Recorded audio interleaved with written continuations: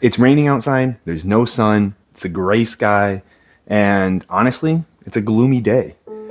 In the past, this would have really affected me a lot. I would have let it get to me. I would have let all my thoughts get to me, be like, oh man, it's bad weather outside. I'm just not feeling good. I'm just feeling sad. Most people feel that way when it's rainy out. They blame the weather on their mood. They blame the weather on why they're going to be lazy that day, why they're just going to do nothing. Maybe they'll call it a rainy day. Cool. At least watch some movies, have some fun, do something inside. But a lot of people will just want to be sad. And I used to be one of those people.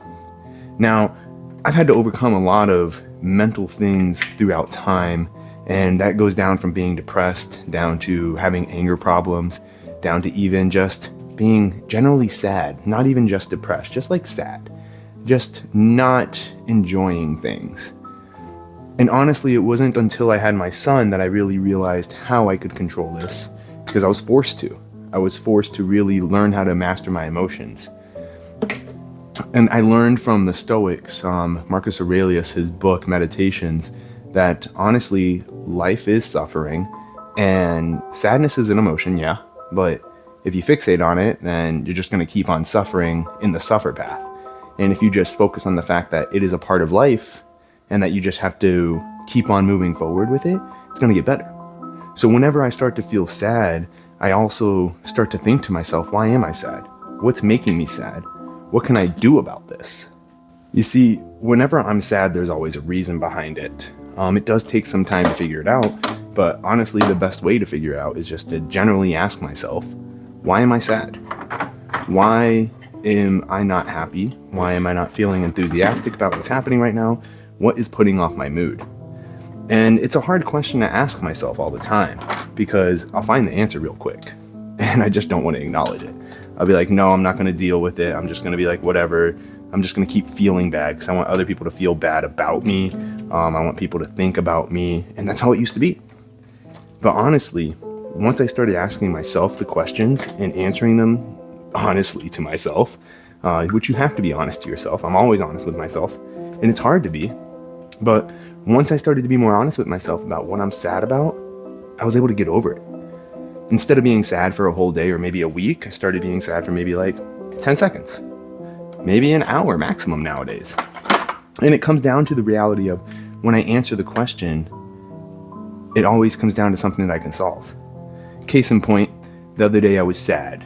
We were just chilling at home. I was with my son, and there wasn't much for me to do because he was sick and I couldn't really go anywhere. He was throwing up. I felt bad for him, and I couldn't work out, and I wasn't feeling good. And I asked myself, why am I sad? Well, everything I just said became the answer. And when I boiled it down, I'm like, I can't really control those things. I can't control that my son's sick. Can't control that I can't go anywhere. But what can I control? I can control the fact that I'm thinking about how sad I am. So instead of thinking about how sad I was, I started thinking about, wow, my son is suffering. How can I make his time better? Okay, we can't really do anything. I wish we could do anything. What could we do? So instead of just sitting around and moping all day, I took action. I made sure that I cuddled with my son. I read books to him. I put on shows for him to watch. I entertained him by me doing things. And anytime he felt upset or throwing up or he was diarrheaing, I just gave him as much comfort as possible. You see, sadness is an emotion. And just like how I was comforting my son, you have to be able to comfort yourself. And I figured that out, that I have to be able to comfort myself whenever I'm feeling emotions that aren't ideal. Happy emotion, you love it. You don't want to go too far on it, but sadness emotions, they're not that fun.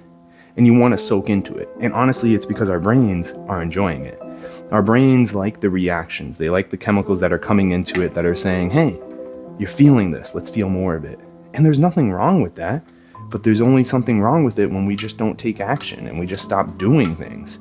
So I know in the past, I used to be so sad that I would just not do anything. I'd sit there, I'd watch Netflix, and I'd just chill out, and I wouldn't eat right. I'd eat bad food, and I wouldn't even work out. Whereas nowadays, when I do take action, I replace the chemicals that my brain wants, which it's like, hey, you're sad. Let's put some more sadness in there. Let's do things that are gonna make you sad. Let's watch some sad things. And my brain likes it. Instead of letting it get that chemical for the reaction that it wants, I let it get the chemical of happiness, which, I think it's all just dopamine in general. But instead of being like, oh, I'm sad, I'm going to do nothing, I'll be like, okay, I'm sad, let's take action. And now my brain goes, whoa, I liked that action. I want to do that more. Okay, cool, let's do more of it. And case in point, whenever I'm sad nowadays, I make sure that I take action on things. And my easiest thing that I take action on is being with my family. Or the second stop, if I'm not with my family, is just moving my body. I've learned all of this throughout, like going to therapy, different videos, different books, my mentor, Mike Rizel. But honestly, it wasn't until I started to take it seriously inside myself to actually communicate with myself that it all started to work out. Being sad's a normal thing. Every emotion is meant to be felt, but it's not meant to be overfelt. That's what it really comes down to. And we're human beings. We're gonna fuck up all the time. And we just have to learn from our mistakes. Just like I have to learn how to be a dad. And if I'm feeling sad and my son sees me sad and I'm not giving him happiness or paying attention to him because I'm sad, then there's something wrong there. So I've taken upon myself personally to really focus on dealing with my emotions and making sure that he knows how to deal with them as well. Because I wasn't really raised on being able to control my emotions. My parents were amazing. They had their flaws, but no matter what, there's something that I see that I can improve upon to share with my son. And at the end of all of this, I just wanted to say thank you for clicking on the video in general and taking the time to watch this. I hope that you're not in a bad place, and I hope that what you hear throughout this video helps you. And no matter what, just remember, life keeps moving forward. Keep your head up. And if you need a community to keep you on track, this is the place to be. Hit subscribe.